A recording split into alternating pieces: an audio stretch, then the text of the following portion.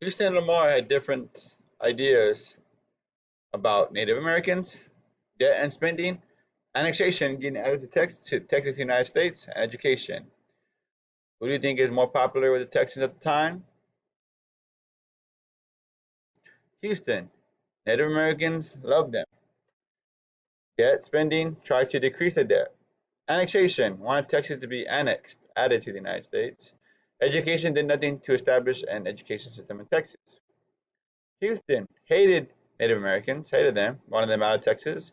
Debt spending, increased debt through government spending, thought he had to spend money to make money. Annexation, didn't want to be annexed or added to the United States.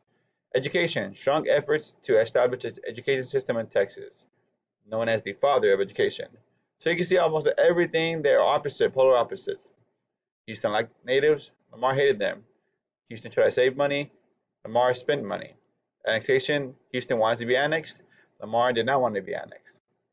Houston wasn't really about what education at the time, had bigger things on it to fry. Lamar wanted to focus on education, known as the father of education. So complete opposites.